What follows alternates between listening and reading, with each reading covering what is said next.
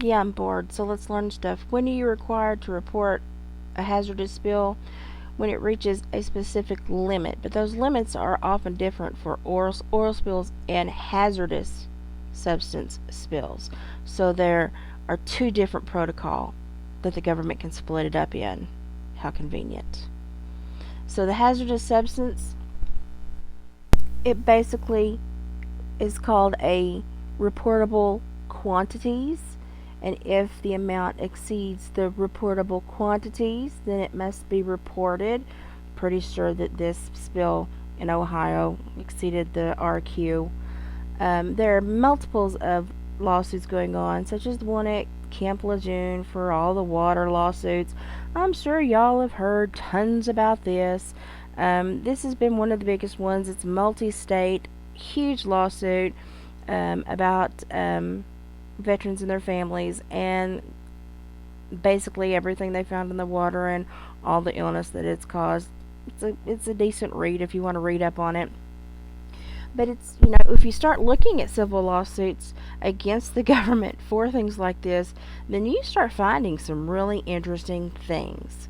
On October 22nd, the Department of Justice and the EPA announced a, what is that, 53.4 billion total penalty against a diesel manufacturer.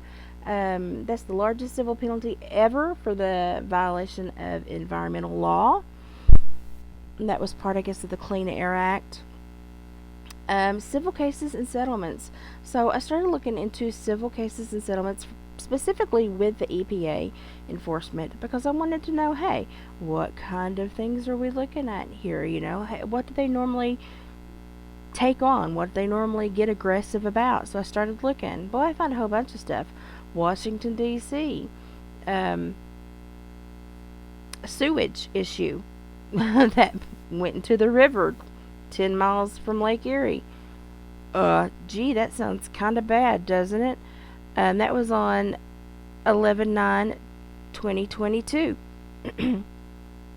This one was on 7/14/2022, which was a phosphoric and acid fertilizer production facility in Louisiana. I guess that made a mess. Isn't that nice? That's lovely. May of 2022. This was a big one. East Chicago, a developer for cleanup. Gosh, my goodness. I don't even know what that one's about. It was a huge one. Chevron Phillips Chemical Company has agreed to make upgrades. That was in March of 2022 due to the Clean Air Act. That was one that we read at the very beginning. That was the $3.4 million civil penalty. Gee. EPA making some money. Okay, 2/15/2022, Washington, D.C., the EPA settlement with Power Performance Enterprises. Clean Air Act again. Prohibition against the sale and manufacture devices that bypass, defeat, or render inoperative. Oh, whatever that was. Anyway, this one was in 2/14/2022. This is another violation of the Clean Water Act. Seeing that Camp Lejeune in here. Little Calumet River had an issue with the East Branch due to discharge, which led to fish kills. Uh, October 2021. Let's see. Protect the public, especially young children, from exposure to lead and paint. Okay. Thought we were well beyond that, but guess not. October 2021, the EPA and the Department of Justice announced a settlement between Equistar Chemicals, eliminate thousands of tons of air pollution from 6 of Lyondell's petrochemical manufacturing facilities in Texas and Iowa. I guess that's a clean air again. October 2021, the EPA and the Justice Center went against Texas again. DuPont, something other company, alleged violations of hazardous waste in the air, the water, and yeah, okay. September 2021, the EPA went after Extreme Diesel Performances LLC to resolve alleged violations of the Clean Air Act. I mean, we're just making some money here, aren't we, Mr. Government? Making money off of some clean air and some clean water stuff, and we're just going after people. And here's in August of 2021, again, the Clean Air Act, associated with the manufacture, sale, and or aftermarket products of emission control systems equipped for diesel pickup trucks. Boy, we're going after diesels. Why are we going after diesels? Didn't they? We said something about like the green something other that can never really be accomplished. 7/27/2021. Here we go. A civil penalty of $250,000 over 1 year. A violation of the Clean Air Act. It's just wow. So all of these basically are the Clean Air Act. Clean Air Act. I mean, you can stop and read these, but these are all civil suits that the EPA has taken against people to make this place safe. We're trying to make our country safe. So we sue these people that dirty the air, dirty the water. We want to make sure that we're cleaning up all these things, and make sure that everything's so clean. And we created this huge super fund so that when it reaches a certain required quantities of a level, that we can clean it up for you, or we can sue other people and force them to clean it up. So if you read all about these, you'll learn a whole lot. Oh, look, this one was issued to eBay. eBay? Oh my god. Oh, that was weird. Okay, June of 2021, force freight respondents requiring respondents to correct alleged violations of hazardous waste regulations at facilities in Arkansas, Louisiana, Oklahoma, New Mexico, and Texas. Okay, so you can go here to look at all these civil suits that the EPA has taken against people to make them clean up their act. Because we can force people to clean up your act. We can force you to take care and clean up the messes you make. But isn't it kind of odd that they settle with these railroads and they do it for so much less than what they do it for, like these diesel acts or these clean air acts and stuff like that? But when it comes to these railroads, we see a lot of settling. We see a whole lot of settling. If you want to pause and read this, it's very interesting to see how they handle the railroads as compared to like factories and plants that make things. And yeah, it's kind of, I just found it weird, and it's possibly a good read for you. Basically, this says the role of the EPA in the NSW Railroad is to reduce pollution and protect human health. Sure, everyone in Ohio just adores that right now. It says that the EPA is supposed to immediately investigate cases, collect evidence, and conduct forensic analysis so that they can look at, litigation or civil cases or anything like that. But it took them how many weeks to get on the scene here? Gee. So this is when the EPA says it stepped in to take over. I want you to notice this is February 21st when this happened on February 3rd. This is February 21st. The EPA steps in to take over the East Palestine train derailment cleanup. Oh gee, it only took them how many days? So you can read all of this. Isn't it funny? And then they say Norfolk Southern will pay for cleanup of the mess. Well, normally if you make the person responsible, for the mess to clean up the mess, if you do not have a neutral entity watching them clean up the mess, it's not going to get cleaned up right. And obviously we've seen the EPA in earlier screens here settle a lot with these railroads. And so they're not really held to the standard that other places of businesses are held. So, concern? Possibly, yes. Do you think so? I possibly do. It's pretty clear that our safety culture and our investments in safety didn't prevent the accident, Shaw said. We need to take a look at this and see what we can do differently and what we can do better. And how many train derailments have we had since January, and how many do we have annually? And we're just now having this thought. Whoop whoop, boys, talk about putting your brain to use finally.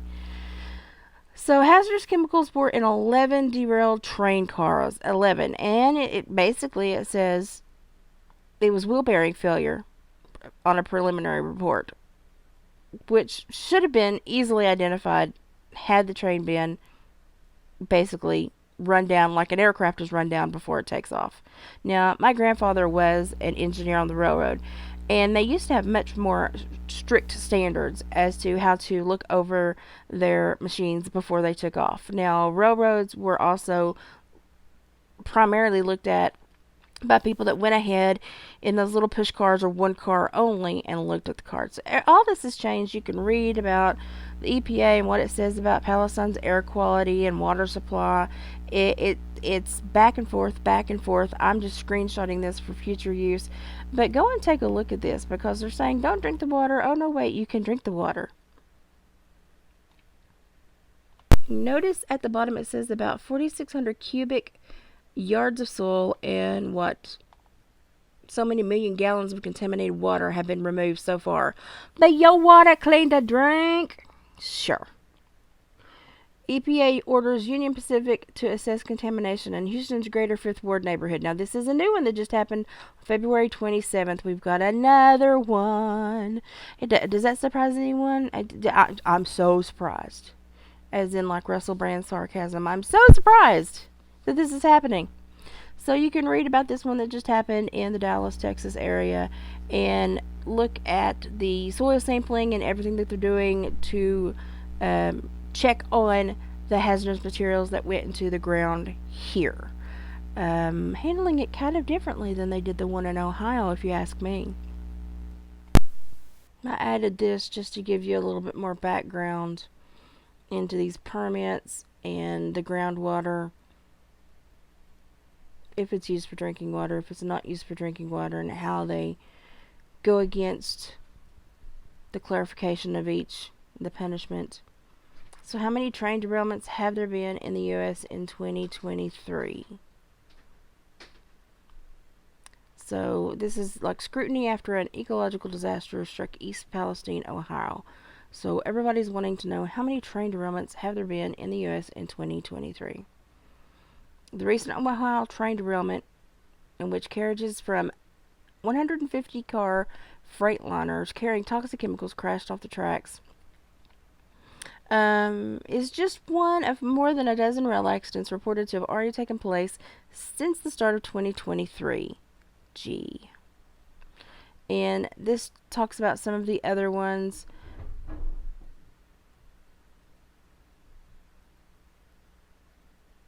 The East Palestine incident has cast a new light on America's underreported railroad, basically, challenges. The one in Gothenburg, Nebraska on the 21st of February came after 3 coal trains derailed in the area. But it's the East Palestine incident that has cast a new light on America's underreported railroad sector and challenges it faces. So the accident occurred shortly after 9 p.m. on Friday. No one was harmed, but what is it, like 2,000 residents, 4,800 had to be temporarily evacuated from the area due to health concerns from the chemical spill. And then it seemed like media blackout. No one wanted to talk about this. So the evacuated residents have since been allowed to return home, even though the EPA just got on the scene. So there's been no EPA studying or findings yet, but they told people you could go ahead, go back home. Sure. So here's some more information. Again, if you want to pause and read, that's fine. But it's talking about organizing freight scheduling and stuff like that, and the Association of the American Railroad Trade Group and some of their requirements. It's additional information if you have a brain like mine. Railroads are the safest form of moving goods across the land in our country without question, but railroads are also working to drive towards zero incidents. Failing. Until we reach that goal, we haven't got to where we want to be. I'm sorry, but stupid people in our government really irritate me right now. Fact sheet. This is the fact sheet that the White House put out, the Biden-Harris White House put out on the administration deploying additional federal resources to East Palestine. Now, this is they're deploying additional federal resources to East Palestine, Ohio. Pay attention, wording. I always tell you, watch the words. Word choice is everything. Basically says it's going to send FEMA, but it says they stand ready to provide any additional federal assistance that the state may need. As of right now, not a lot's being offered, though the CDC is trying to watch for health issues. The Biden-Harris administration is committed to supporting the people of East Palestine every step of the way and building, and holding Norfolk Southern accountable. They offered nothing. All they're doing is monitoring air quality, screening homes for contaminants, securing the commitment basically they have to cover cleanup costs for the train company.